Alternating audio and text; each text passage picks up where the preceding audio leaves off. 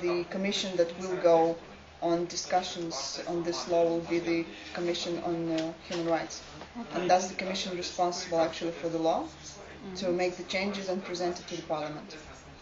And when will it pass the Commission for Human Rights? I have asked. They do not have a date because it has to pass all the other commissions until it gets to the human rights. So that's the final, yes, the final one. They don't have a clear date. When they will, they said they will contact us to invite some of the members to participate. Great. Yeah. And how many commissions are there before the final one, so to say? It's 10 in total. 10, but they give the approval. Not all of them are relevant to the essence of the law.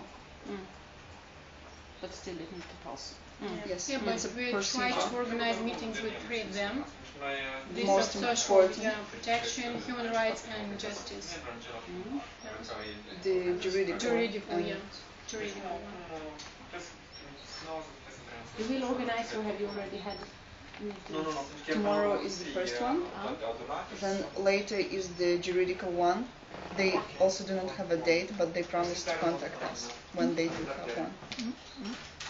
And we already have 2 participants, actually 3 participants, including myself, from the coalition that will go with the amendments that we propose. We already contacted the jurist and the lobbyist in order to participate specifically at these meetings, including the human rights one. And who is the jurist and the lobbyist? The jurist is Doina Ioana Stristiano. Heard about her from the Gender Doc meetings. And the lobbyist is Antonica Fonar. I don't know. She's also I think she's the president of the National ONG Council that comprises... National NGO Council that comprises more than 120 NGOs or less. Este un consiliu de 12 organizații. 12. But the council. Dar ales la fiecare 2 ani, care reprezintă organizațiile aproximativ vreo 100 care aleg. The council of NGOs is constituted of 12 organizations, but they have a network of 100.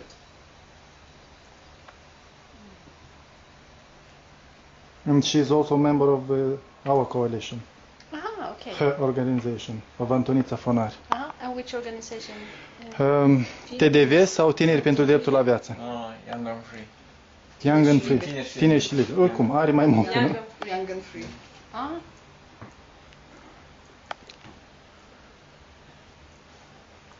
So she has the same, Doina and Antonica.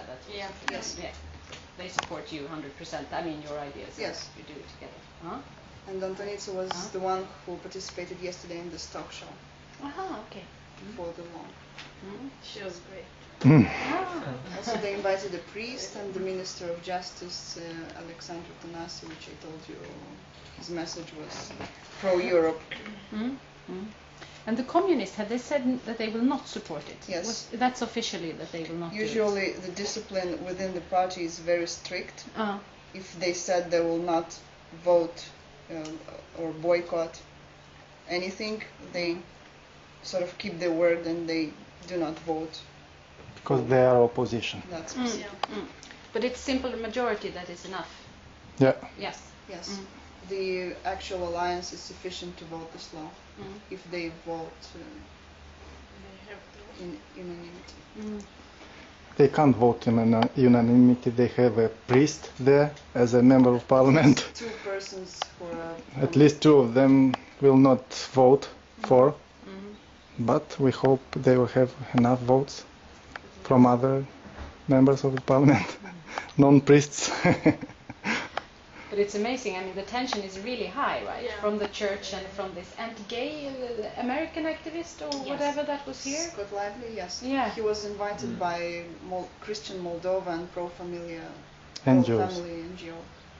But it's basically the same persons behind the 2 of these organizations. They even mobilized the Christian Orthodox Moldovan Church. Orthodox Church, Metropolia. Metropolie. по-моему. In Moldova, The we main have church. two. We have Bessarabian and we have Moldovan. Okay. Both Orthodox. And both support, of course. Yeah. They are against Yeah, this yeah, law. yeah, yeah, yes. Yeah. And they even introduced this message of anti-law within the Sunday services. They do it all over the country, or was it in one? Or no? We do not have any messages from all over the country because we do not monitor what's happening within the churches. But I heard this message that they're making propaganda, a clear propaganda on Sunday services. And they intend to organize a big protest on 17th. In front of the Parliament building, maybe in the same day when the law will be discussed. Who knows? 17th of March, you mean? Yeah. Yeah. Initially, they wanted to make it on the 10th, but because we had Joe Biden's high visit. guest Joe Biden, the city hall sort of Banned all the meetings. forbidden all manifestation of public actions because of security reasons. But nevertheless, on the 10th, there was a small group of persons who approached the president of the parliament and actually used indecent words for their lobby action. Like, you do not need these persons. And they forced Mr. Lupu to say, okay, we will not vote. So he promised. He didn't promise. No, He didn't? No. He was said, not like I a agree punishment. with you, you are right. No, he said he didn't say I agree. He said that this is the parliament. It's a forum of deputies, so they will vote, and this will be. They will discuss and so on. It's not. I have my opinion, but it's not about me. And the message is clear that the Europe Europe's message stays for this law, so we must consider this opinion. In this way, he said his message to people. Okay. And what do you expect about this big protest? I mean, will there be, a lot of people? Yeah. And are you frightened or anything? Could they do something? Gender dock or, is security-wise? No, it will be in the center in front of the Parliament building. So they should behave peacefully and legally because there will be a lot of police. But they will come a lot. Well, the last protest came from all over Moldova. They can be They're mobilizing thousands a lot of persons. At what time is it? in the morning, 9:30, I hope. Okay. Because I'm leaving that day and I have meetings, but anyway. The only Will you be there, or what is the approach by? Not just you will be there, but will. last time I will not risk. when Everybody knows me. in 2008 we came a couple of persons to an anti-gay protest, and they immediately spotted us. And some of them who were aggressive and arrogant actually came to ask for interviews. They introduced themselves as journalists. Say, I'm a journalist, I want to ask you this and this. And at first they began with two objective, decent, let's say, questions, and then it turned out into harassment, and they couldn't be stopped actually. And then they posted on their blogs, and we found out that they actually belong to the Baptist community. And they posted some really bad articles on their blogs. So the tension is extremely high right now. They even made a blacklist of people who support gay rights. So this is a bad beginning. Public. It's on a blog. The name of the guy. Marian Vitalie. The guy is Dot the president com. of the pro-family or NGO. .eu. You. MarianVitalie.eu. Yes. So they use a European extension. MarianVitalie.eu. Kind of Europe. Extremistic Europe. They use against the law is that the majority will be discriminated, and when it will be adopted, any wrong, let's say, accusations or things that you could say about a gay person, you'll be sued for. and they say they actually the law discriminates the majority because the majority will be sued for any anti-gay messages. So the focus, you should try to switch the focus of not just Exactly, that's gay rights. That's what we did, and actually, GenderDoc is not, let's say, so much visible within the coalition, and even on most of the talk shows that are made on this law, they invite a jurist, someone from the ministry, someone from the church, and someone from GenderDoc. They do not tend to invite legal experts on the law, but to attract the scandal. Or disabled people, or somebody with HIV. None from any other groups that is covered by the law. So even the media is not behaving so professionally as expected. But had you contacted your contacts within the media in trying to change the perspective, so to say? Is that possible? We have made some articles in the newspaper Adevărul, including articles on third comments. Together with Christina Marian, we have wrote an article on our visit there, on what state presented, what the questions, what the committee members asked. And now that we have recommendations, yesterday we had them, we will make a press conference at the end of this week or beginning of next week. Also, the recommendations including adoption of anti-discrimination law.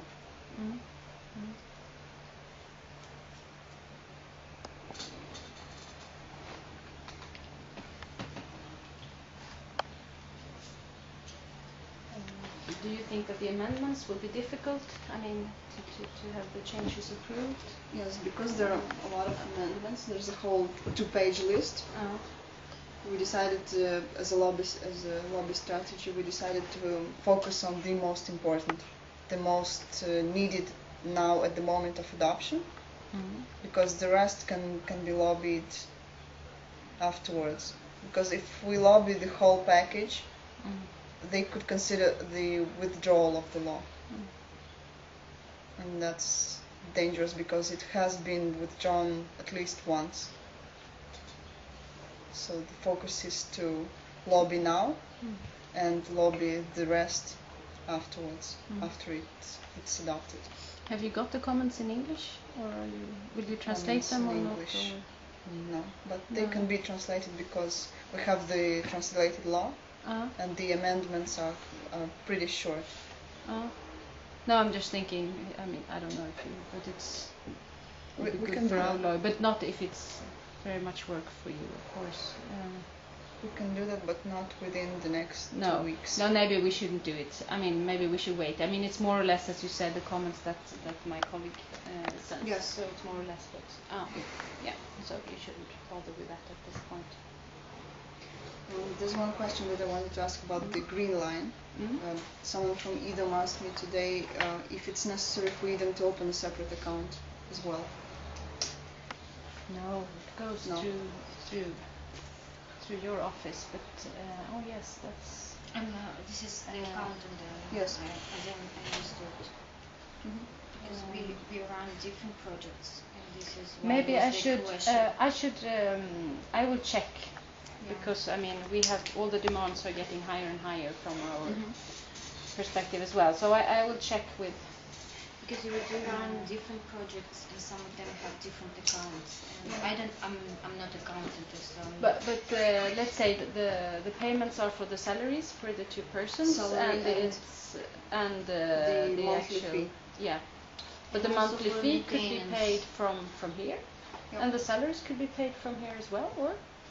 I mean, do you need to have money transferred via? I don't know. I'm just checking. I'm a lawyer, could it be? so I'm more into details than. Yeah. No, just let us know what are the demands of civil rights.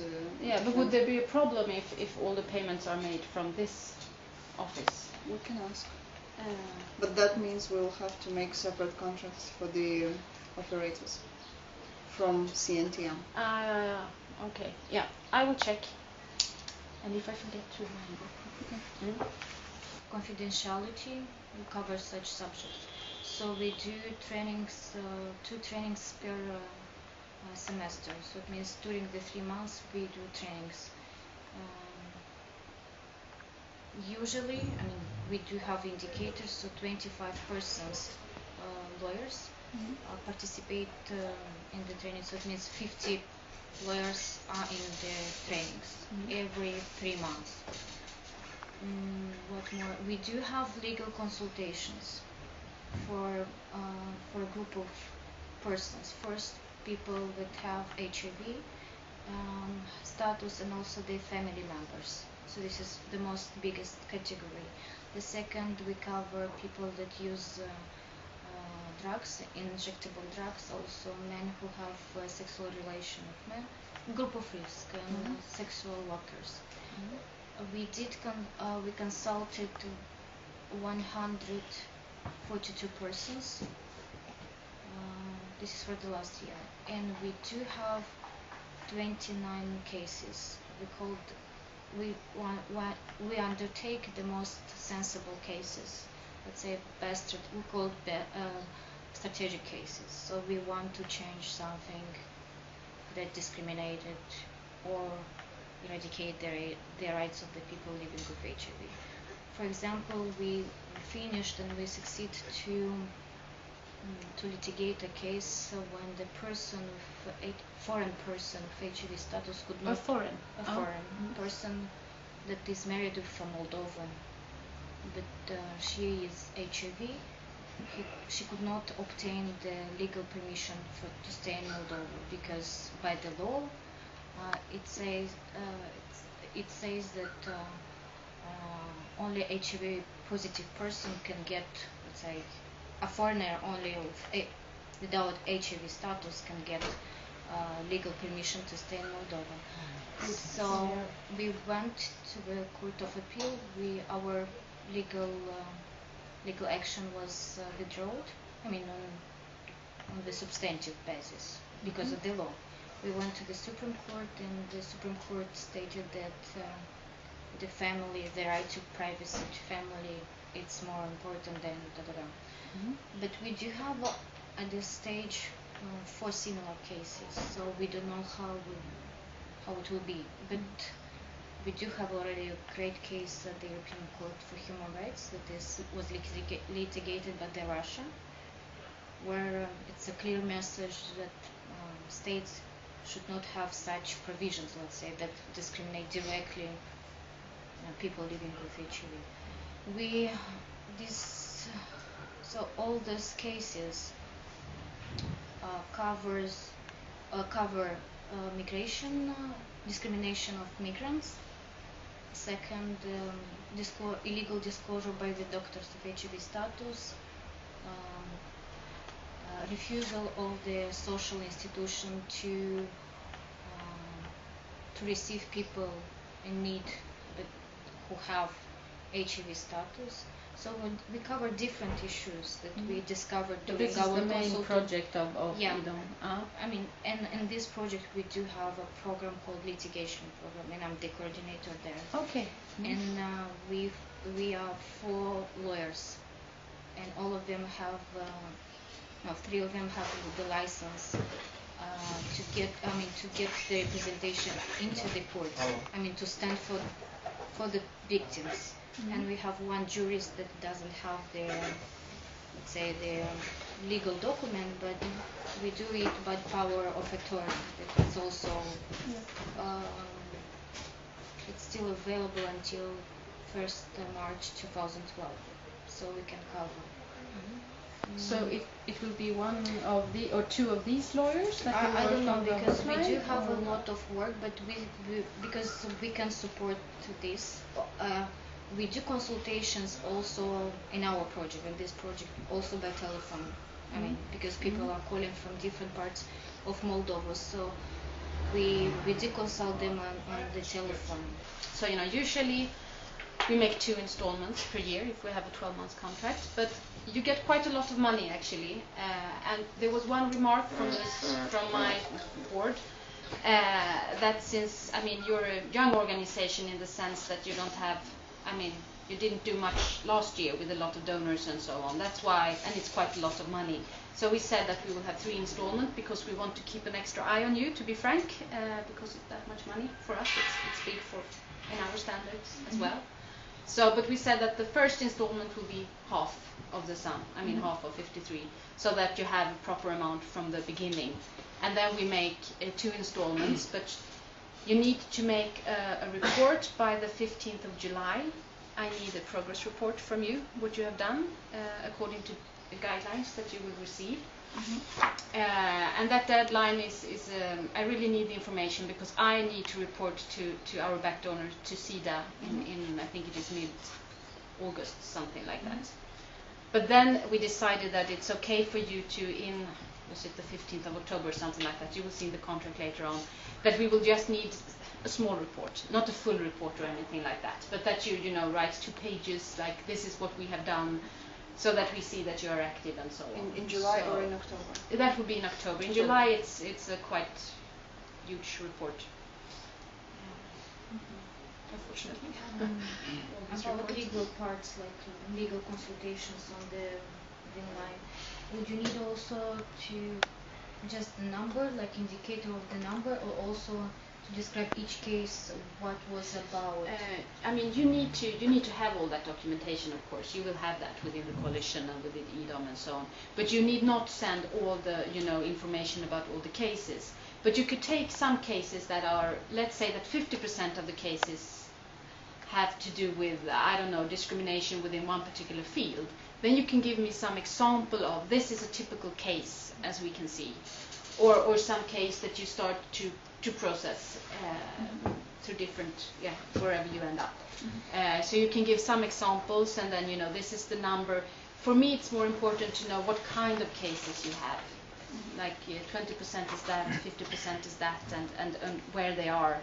I mean, if they're in court or if it's just consultations or what it is. Just for your information, we have just approved a project with Promolex. But they make their annual human rights report, or biannual. So they will make the one for 2009 and 2010 with our support, and we will actually have an expert from our organization coming down here to go through the old report and come up with new ideas how you could change, or I mean maybe improvement, maybe not, I don't know, but anyway an expert will come down and work with them. And I would just ask you to, I mean, if they approach you for information about the general human rights situation of your organizations, to participate, as we will try to make it as good as possible with them. Okay. And so maybe you could do Promolex will approach to us. Yeah. Because they will, I mean, they will make this, I don't know if they have done it in the past, but they will make this general human rights reports, and of course it is important to get proper inputs from all organizations and so on, and I'm just, I mean, it would be super if you can I mean, if they approach you, that you, Moldova Institute had just one collaboration with them in a project of the Soros Foundation treatment, but usually they don't approach like using, asking for the. Okay. No. I mean, just to get them in. Yeah. No. But I mean, if they do, and if you can use the report afterwards, because this is something, we will support this report. So of course we want it to be as good as possible and to be used as much as possible, and not just something that you put in the bookshelf. Yeah, we did this report.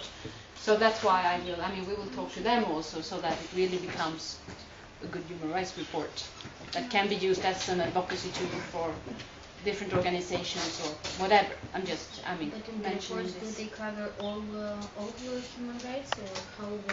I don't really know how they will do it this year.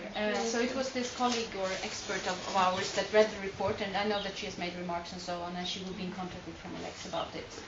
Because they more concentrate in Transnistria. But it will be Moldova, including Transnistria. So good. No, it's good to such a support, because the Soros Foundation runs this project on Fellowship on human rights, teaching like human rights activists how to write better reports, how to monitor better. It's a new project started. I know Victor Montano, you can talk because he is. This project is under his supervision. I mean, his program rather than. So it was about how to write human rights reports. Yeah, and actually from Homolex was not none of the person is there. Okay. Although we are 13 persons from other organizations. Clear my head. No, but I really appreciate all of you taking your time. Are you from CNTM? I haven't. Yes, I'm a board member. Okay, great. And can you write your name so I have everybody's name? Idor Michalash. It's better that you write.